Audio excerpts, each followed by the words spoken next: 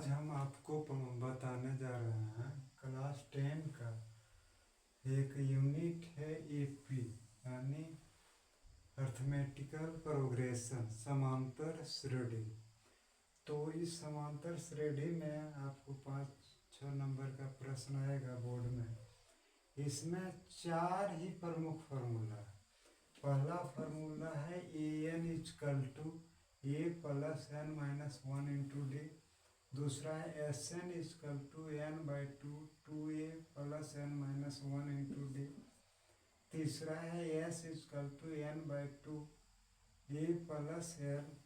चौथा है an minus ak equal to n minus k into d. अब इसमें ध्यान दीजिए कि इसमें कौन क्या है।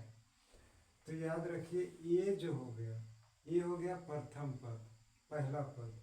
d हो गया सार्वंतर।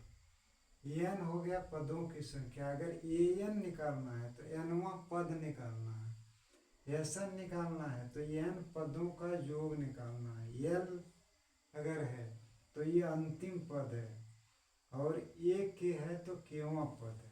अब कब क्या निकालते हैं समांतर श्रेणी में, कब है या नहीं है इसको हम ऐसे समझते हैं कि पहला और दूसरा का डिफरेंस निकालते हैं। तो मान लीजिए इसमें कितना आ रहा है 3, फिर दूसरा और तीसरा का डिफरेंस निकालते हैं, कितना आ रहा है 3।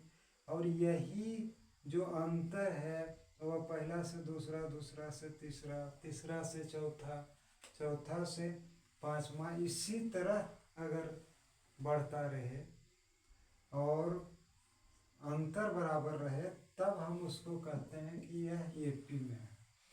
अब यहाँ ध्यान दीजिएगा कि an कब निकाला जाता है। जैसे मान लीजिए कोई समांतर श्रेणी दिया हुआ है, 2-3 पद दिया हुआ है, आपको 121वां पद निकालना है, तब an निकालना है।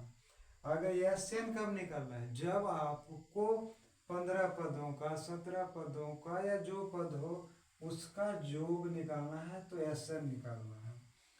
और एक दो फार्मूला कैसे हो गया, हो सकता है कि कोई समांतर श्रेणी में आपको पहला पद दे दे और अंतिम पद दे दे। तो ऐसी स्थिति में हम ये इस सूत्र का प्रयोग करते हैं, S बराबर n/2 a प्लस n। और दो समांतर श्रेणियां हैं, मान लीजिए 2, 3, 5 का, 2, 3, 4 का है, एक है 3, 5, 7 का है। तो ये दोनों अलग अलग समांतर श्रेणी है। तो ऐसी स्थिति में हम इस फार्मूला का उपयोग करते हैं n माइनस के इंटू डी का। अगला वीडियो में मैं आपको कोऑर्डिनेट ज्योमेट्री, निर्देशांक ज्यामिति का सूत्र बताऊंगा और समझाऊंगा कि इसका प्रयोग कब और कहाँ करना